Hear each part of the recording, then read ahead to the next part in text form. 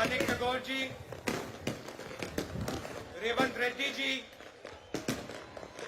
विक्रमा भट्टी मल्लू जी, मधु याक्षी जी,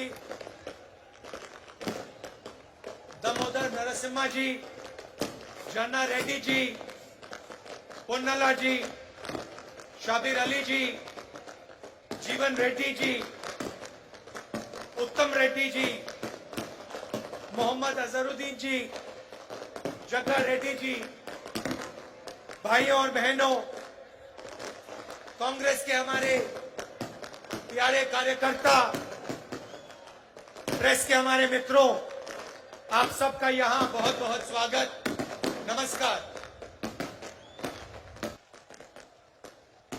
ये जो आपका प्रदेश है, नया प्रदेश है, तेलंगाना, ये आसानी से नहीं बना था। इस प्रदेश को बनाने के लिए तेलंगाना के युवाओं ने, तेलंगाना के माता ने अपना खून, अपने आंसू दिए थे। और ये प्रदेश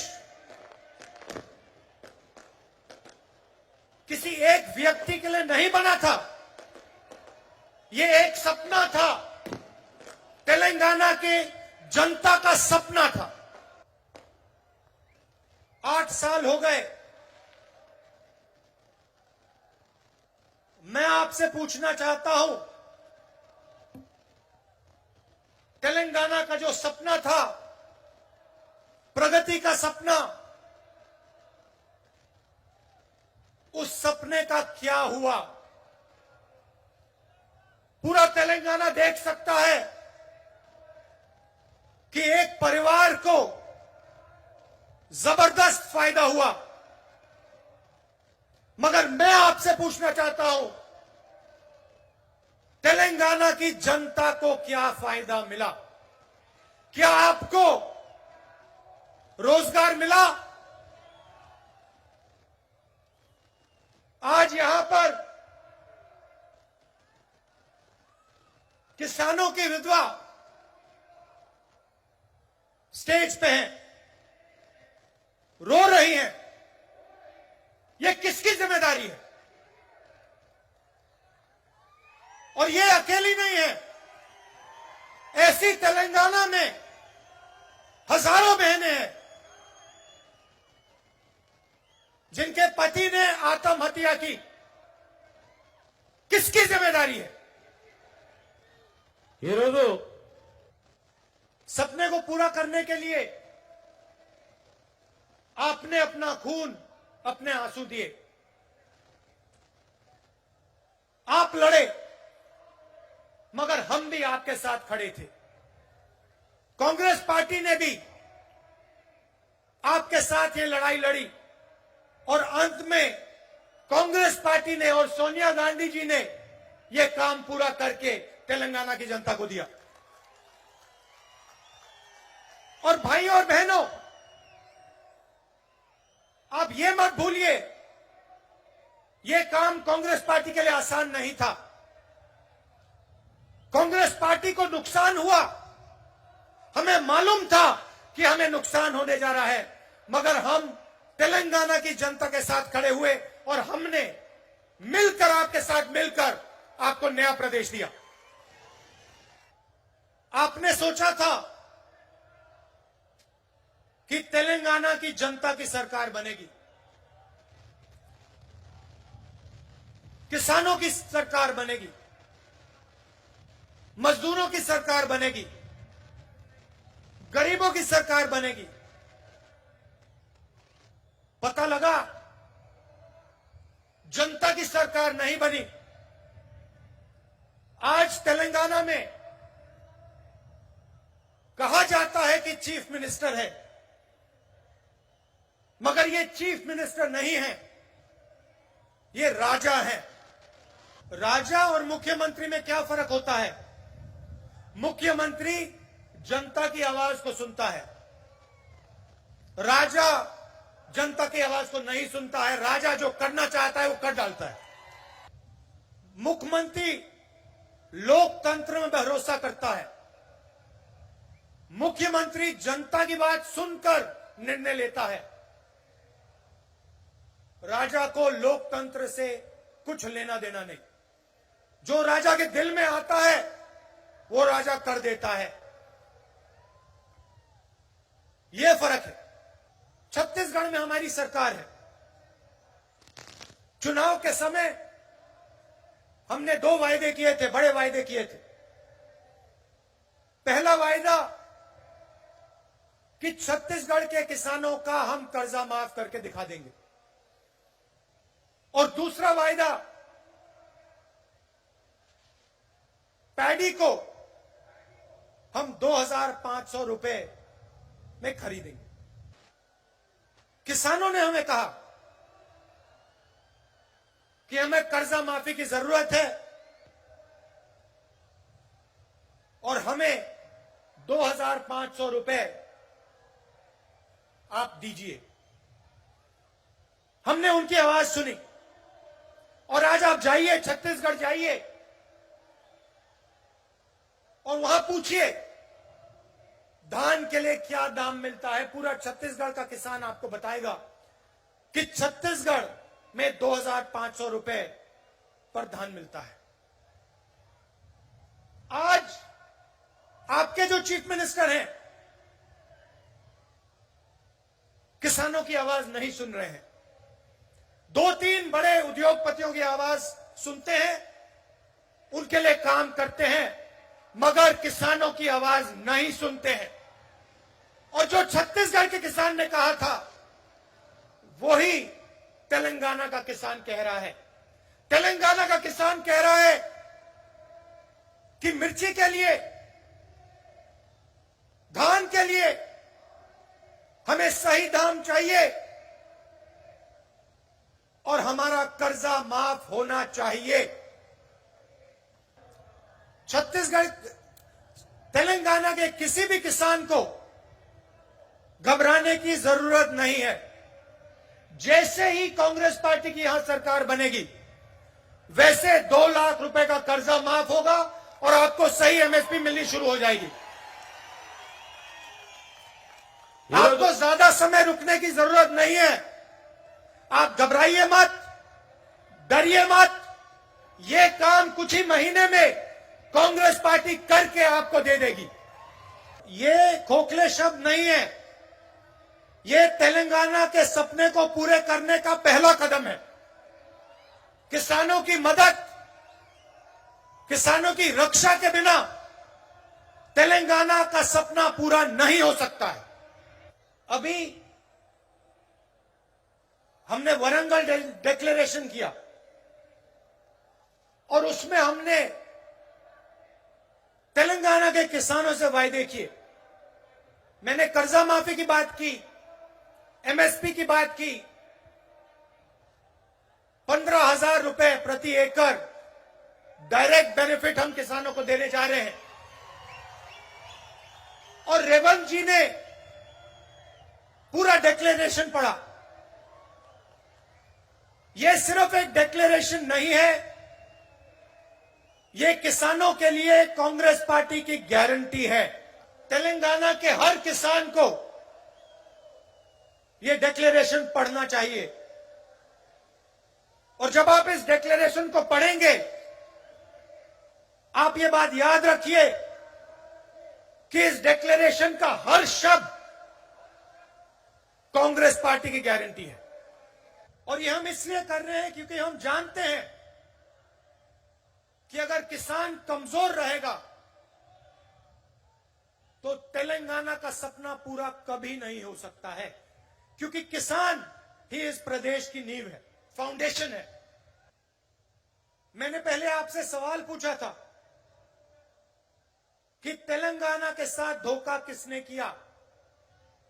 तेलंगाना का जो सपना था उससे से किसने धोखा किया? तेलंगाना से हजारों करोड़ रुपए किसने चोरी किए? उस व्यक्ति का नाम क्या है? नहीं, सुनाई नहीं दिया, फिर से बोलिए, क्या नाम है उसका? तो आप एक बात अच्छी तरह समझ लीजिए और कांग्रेस का हर नेता, हर कार्यकर्ता इस बात को अच्छी तरह समझे। जिस व्यक्ति ने तेलंगाना के साथ धोखा किया है, जिस व्यक्ति ने तेलंगाना से चोरी की है, जिस व्यक्ति ने तेलंगाना के सपने को नष्ट किया है, उसके साथ कांग्रेस पार्टी का कोई समझौता नहीं होगा।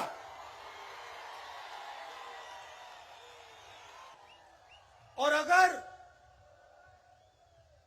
यह सवाल आज के बाद किसी भी कांग्रेस नेता ने उठाया, उसको हम कांग्रेस पार्टी से बाहर कर देंगे।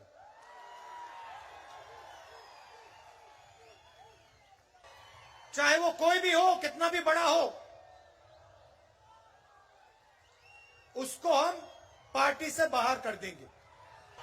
आप अगर किसी भी कांग्रेस पार्टी के नेता को टीआरएस से समझौता करना है, तो या वो टीआरएस में चला जाए या फिर बीजेपी में चले जाए।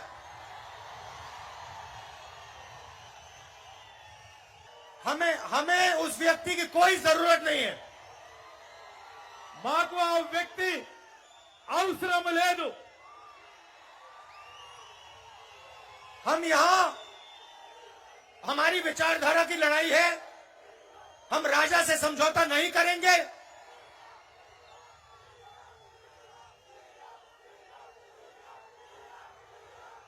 हम टीआरएस को चुनाव में हराएंगे, टीआरएस को चुनाव में हराएंगे और सीधी कांग्रेस पार्टी और टीआरएस की लड़ाई होगी। और एक बात और याद रखिए, जिस व्यक्ति ने तेलंगाना के सपने को नष्ट किया और तेलंगाना के किसानों से, मजदूरों से, युवाओं से लाखों करोड़ रुपए चोरी किए, उसको हम माफ नहीं करने वाले हैं। और चुनाव के समय जब टिकट का सवाल उठेगा, और ये सब नेताओं को अच्छी तरह बात सुननी चाहिए, जब चुनाव के समय टिकट की बात उठेगी, तो जिस व्यक्ति ने जनता की लड़ाई लड़ी होगी, उसी को मेरिट बेसिस पे टिकट मिलेगा। चाहे आप कितने भी बड़े हो, आप कोई भी हो, अगर आप किसानों के साथ नहीं खड़े थे, अगर आप गरीबों के साथ नहीं खड़े थे, तो आपको कांग्रेस पार्टी का टिकट नहीं मिलने वाला है। सोनिया जी ने जब तेलंगाना आपको दिया, उसके पीछे एक सपना था। तेलंगाना की जो आवाज थी, उसको सुनकर सोनिया जी ने आपको प्रदेश दिया था। और प्रदेश इसलिए दिया था क्योंकि वो चाहती थी कि जो आपका तेलंगाना का सपना था वो पूरा हो। वो सपना आपका है, सोनिया जी का है, मगर मेरा भी है। और उस सपने को मैं आपके साथ पूरा करना चाहता हूं। तो जहां भी मेरी जरूरत होगी, जहां भी आप मुझे बुलाना चाहते हो, जहां भी मैं तेलंगाना की मदद कर सकता हूं, मैं करने को तैयार हूं। यह सिर्फ आपकी लड़ाई नहीं है, यह सिर्फ तेलंगाना के किसानों की, युवाओं की लड़ाई नहीं है, ये कांग्रेस पार्टी की लड़ाई है और ये मेरी लड़ाई है। मैंने पहले कहा था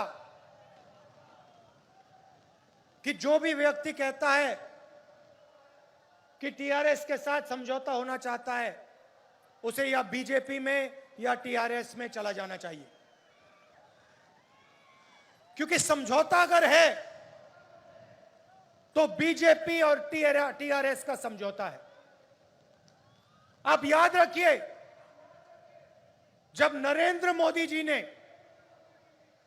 3 काले कानून पार्लियामेंट में पास किए थे, तो टीआरएस के नेता क्या कह रहे थे?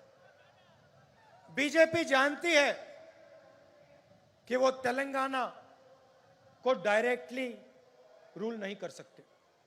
वो जानते हैं कि तेलंगाना में उन्हें रिमोट कंट्रोल की जरूरत है, कि कांग्रेस बीजेपी से कभी समझौता नहीं कर सकती।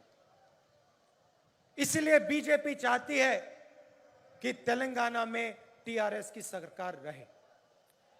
और सबूत यह है कि तेलंगाना के चीफ मिनिस्टर जितना भी पैसा चोरी करना चाहते हैं कर सकते हैं, और बीजेपी की सरकार ना उन पे ईडी लगाती है ना सीबीआई लगाती है। ये रैली किसानों के लिए थी, किसानों को भरोसा देने के लिए थी, वारंगल डिक्लेरेशन के लिए थी। हम चाहते थे कि तेलंगाना के किसानों को मालूम हो कि कांग्रेस पार्टी एक साथ उनके साथ खड़ी है और उनकी पूरी मदद करने जा रही है।